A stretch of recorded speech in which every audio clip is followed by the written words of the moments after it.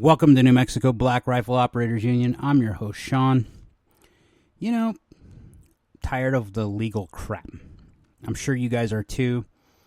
I think by now everyone who's geared towards the political spectrum, like I have been for New Mexico Black Rifle Operators Union, understands that people have already decided who they're going to vote for. I've seen friends on Facebook and other social media platforms, they're arguing with one another about things like climate change. It's real, but not to the extent that, and these are my opinions, it's real, but not to the extent that they're saying that we're going to die.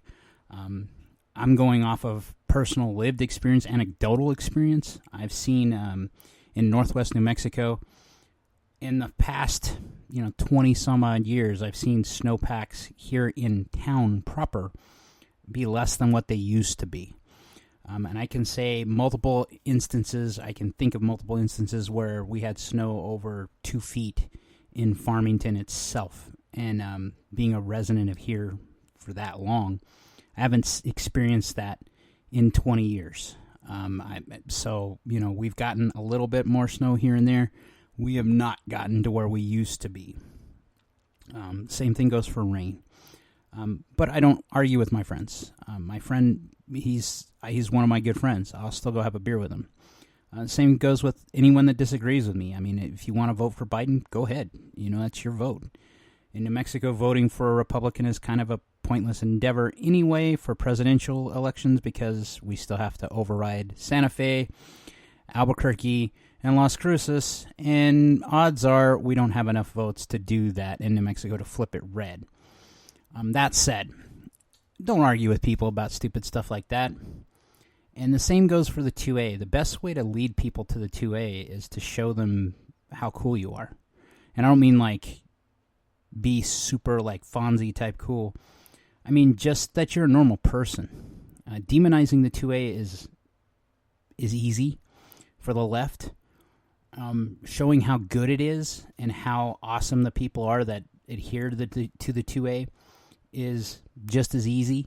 It's, in fact, more often than not, when they find out that you're reasonable and that you'll talk to them and that you don't instantly judge them for their opinion. It's hard to do that. I'll be the first to admit that, especially in the 2A, because, I am such a huge advocate of it. But I find myself in mixed company, especially where I work now. There's a lot of leftists. I've even found some in church that I didn't expect to be leftist. But that's okay. Because our society is not meant to be, the left wing and the right wing support the same bird. And that concept has long since eroded itself away because of these culture war issues that we're fighting. So I wanted to stick to something a little different than that tonight, now that I've given you that little rant about politics in the 2A. As I was thinking, I have a friend who's becoming a very good friend. He is new to the AR world. He's new to the 2A. And he's asked a lot of questions about his AR-15 and about reloading. And one of the questions that came up are magazines. And you know what? I would say a good magazine is more important to any platform you're running into or running with than anything else. It is part of the heart and soul, the guts of the weapon you're using. Case in point, you can buy really, really cheap, crappy mags for the AR-15 or the AK, and you will pay for it when you go to the range. You will find that they are great range training tools because they will induce malfunctions that don't happen in the platform. A lot of guys I've seen in the AR-15 world have bought repurposed or used AR-15 magazines, but the springs are worn out. They don't have the green followers. They have the older followers, or they don't have the gray ones from Magpul nowadays. Those are anti-tilt followers, and if you have an AR-15 magazine that's starting to wear out, you'll know because it'll start malfunctioning. Either it won't feed correctly, it'll double feed, or you'll have a bullet nose in and nose down, okay? The same thing goes with Kalashnikov. The AK mags, a lot of dudes will swear by steel mags. I'm kind of the volition that I have to try them anyway. because I've had bad experiences with steel mags, especially Korean mags.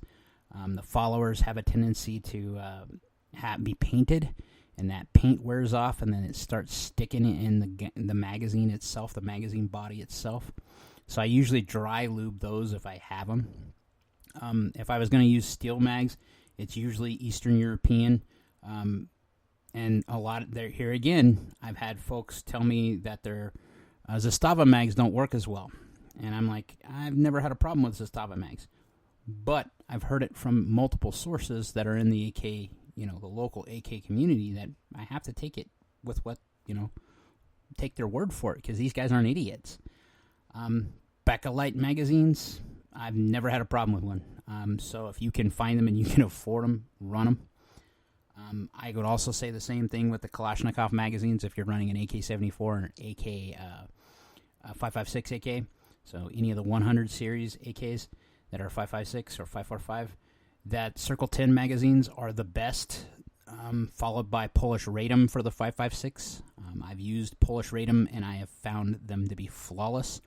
I'm going to buy some AC Unity mags for my 5.56 AK to see how they run, because I'm curious, and they're about half as much as the Polish ones are.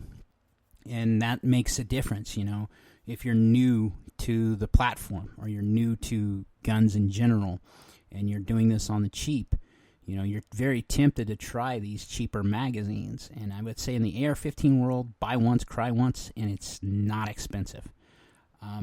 Magpul magazines, I've had friends that have had issues with them. I have never had an issue with a Magpul Gen 3 mag. And I will swear by that, and obviously the military agrees with me, because that's the new magazine for the AR-15, or for the M16 specifically, in the Marine Corps and in the Army. They're getting rid of the metal body magazines.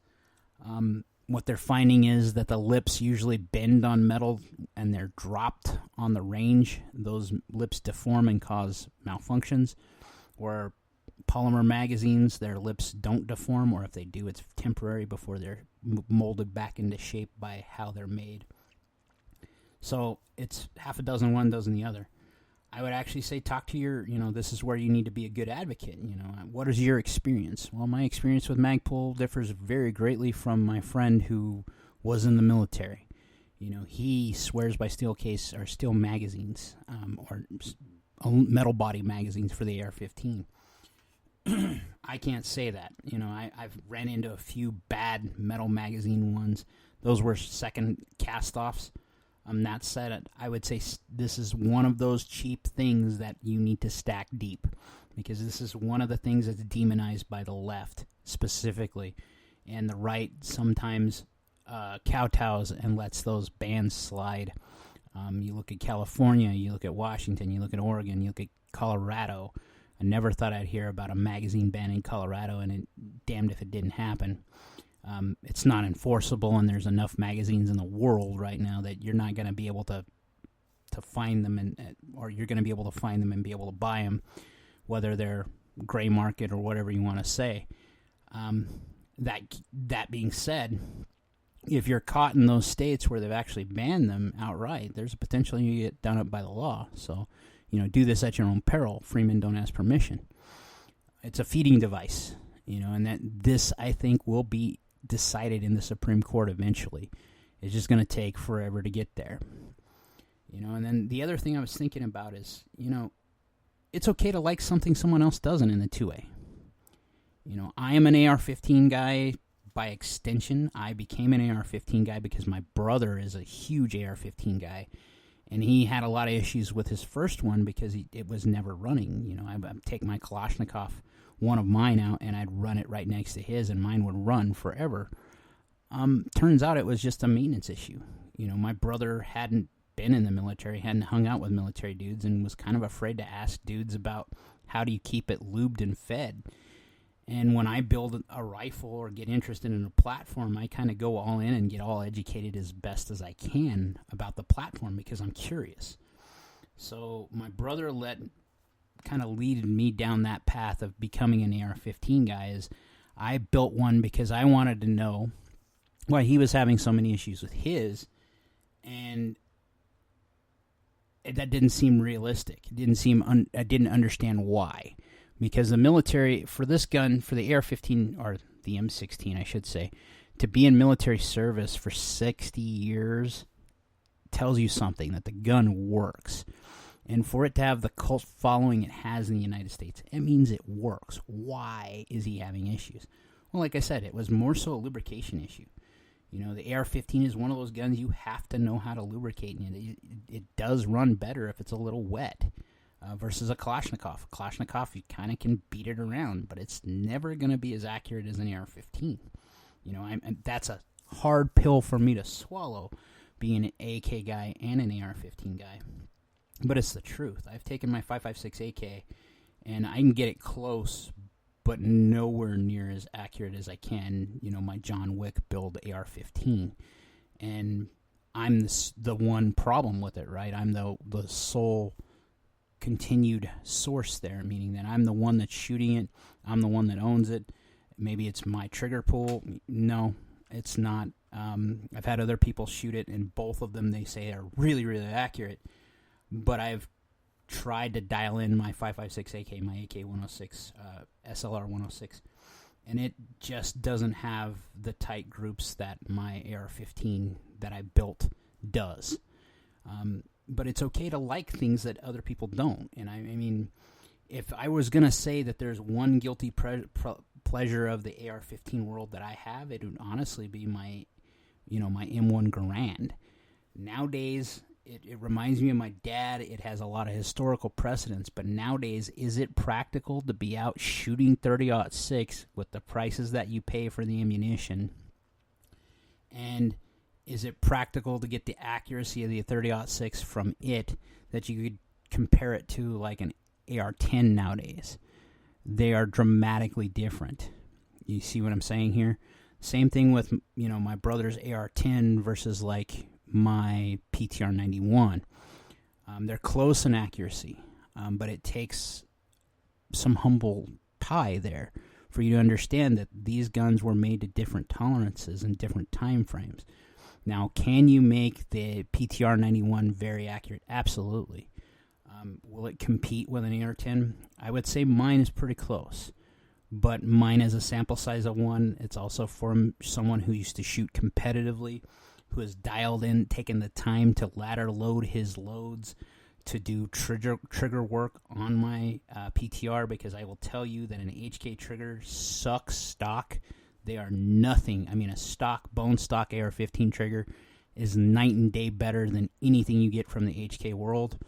Owning several of those style of rifles, I own a 5.56, so I own an HK93 clone, and I can tell you right now that anyone who wants to say that that stacks up to an AR-15 in ergonomics, in ease of use, in serviceability, it's not the fact. I mean, there's some humble pie you have to eat there to understand that the gun was made in the 60s, just like the AR-15, but the AR-15 has been continually updated and moved forward.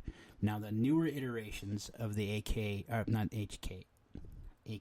the HK93 that PTR is putting out that have bolt stops, that have different mag releases, that are more cloned to the AR-15 ergonomics, that's a different thing, but they're heavier, and there's no way to get around that.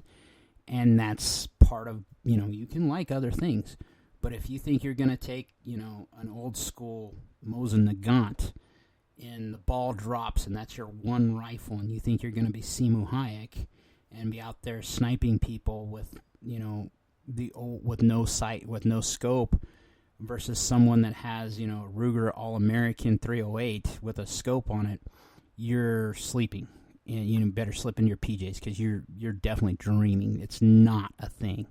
The accuracy of modern guns versus older guns is dramatically different, because machining has improved that much. And it's cool if you like it. If you want a garbage rod, more power to you. If you like the Mauser, I'm a huge Mauser K98 fan.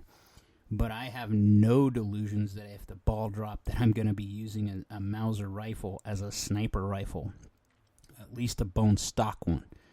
I have a couple that have been really worked on with custom triggers, fiber bedded stocks, the bedded actions, that is, with custom loads, muzzle brakes, the whole bit, better optics. That is a different story than trying to say that a stock K98 is going to keep up with a modern sniper rifle like an M24 or an M40. It's not going to happen.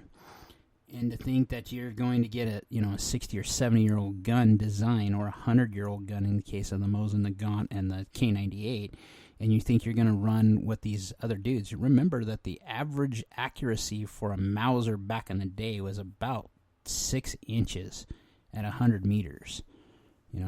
That's about what they considered acceptable.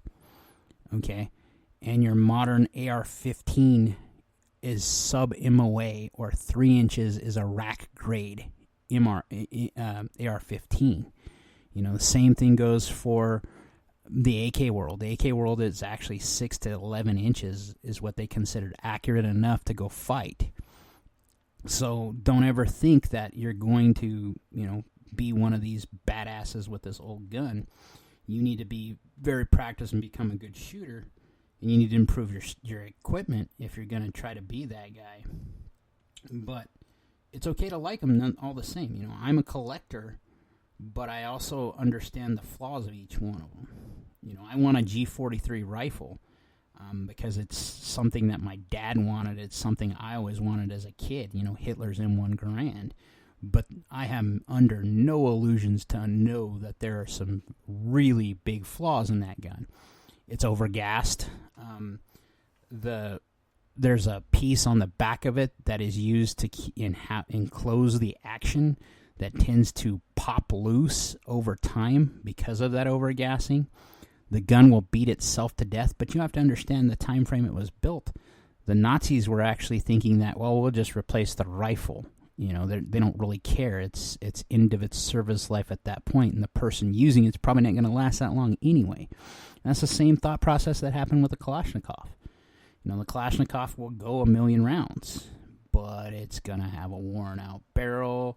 It's not going to be the most accurate thing possible. Robski at AKOU, he's doing an accuracy series right now with AK rifles. Some of them have, the Mighty Wasser ones again, as I like to say. It has over 10,000 rounds, and he honestly quit counting, he said. And it was still ringing the gong at 600 yards or 700 yards. And that's impressive. But understand, that's also Robski's a scout sniper. Are you capable of doing that? With modern optics, it's very possible if you're a good shooter. And if you have spent the time and effort, you can make anything do pretty well. But you also have to understand that there's flaws to this. There's a lot of modern comfort pieces to make a rifle better. And a lot of times people get into that dream world and think that they're going to be some bad dude or going to use this rifle in a roll or this pistol in a roll, that it's just not going to fit ever.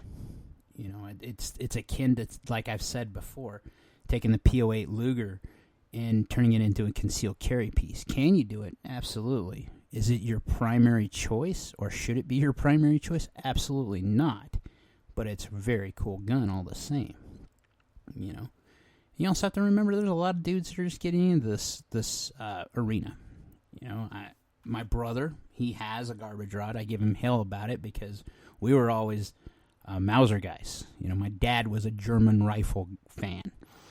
And to see my brother, and I think he got it from a friend that was in a Titan. He bought it because he wanted to make sure his friend could eat. That's pretty much what it boiled down to. So he still got the rifle. And, he shot it, and he's pretty accurate with it, and he's like, it's pretty accurate for what it is, but it is a pain in the butt to load and unload, and it's a pain in the butt to do very much with. I'm like, it's 100 years old, 100-plus years old. What did you expect? That round is still used in the Russian military, and it's used around the world, but that particular rifle is still putting people in the dirt in Ukraine right now on both sides of the war because it's one of the most prolific rifles that ever existed. Is it what I'm going to choose If I'm going to have a bolt-action rifle to go out to war with, absolutely not. If I had a bolt-action rifle and I couldn't have optics and I was going to war, it'd probably be a K98 because I know how to use their stripper clips. Or it'd be a Springfield 1903. And why? Because the accuracy, because it's basically a Mauser rifle, and again, stripper clips. Or maybe it would be an infield, a SMLE, because then you got 10 rounds and the bolt's smooth too. That type of thing. But it isn't not ideal for anything I would ever do. And that's when I start thinking about that. I'm an old school fan of the lever action guns. I need to get one and add one to my collection. But I don't understand the tactical ones, because to me that's people trying to update the design and bring it to a role that it's nowhere ever going to fill. Now, if they ever banned assault weapons or banned semi-automatics, and I had to have a gun to keep by my bed that was capable of putting a lot of rounds down in a short distance, short amount of time, and be accurate, I'd probably buy a lever action 357 Magnum. And the reason why is because it carries a lot of rounds. You can move a lever really quickly if you need to. And yeah, you could actually do those updates to make it fit that role. Like if you were in California, absolutely, that'd probably be one of my bedside guns, because having an AR-15 legally isn't a choice. And that's where I would have to look at that. That's where the M1 Garand and the SKS start making more sense if you live in one of those banned states. Because then, since it has a fixed magazine and a fixed capacity, no one ever looks at it. Even though it is very capable of putting a lot of rounds and a lot of pain down. I don't know that I would use an AUT-6 in my particular M1 case for home defense. I mean, could you? Absolutely, but I don't want to kill little Susie down the street when she's behind the fridge, basically, because it's got a lot of power and a lot of penetration.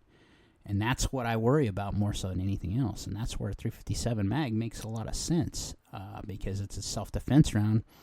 And with the right ammunition and the right loading, it probably wouldn't go all the way through your house. So I understand people when they say, hey, I like something. Hey, cool. I like something different. Some guys are wheel gun fans. I've never been a wheel gun fan. And in fact, the one or two that I've had that were double action, I've always got them to malfunction. If anything, I like the single actions more in a wheel gun because I've never had a malfunction with them. But that's a sample size of one. Again, one person, one type of gun. And that's not always the case. I don't think it's the gun for, that 38 Specialist wheel gun is probably not the gun I would hand to any girl I was dating or any female I've dated. In fact, I've usually moved them to 380 or 9mm, and it was usually recoil based, because how they handled the recoil told me a lot. And these particular guns, a lot of it had to do with how much dexterity they had in their hands to use the slide.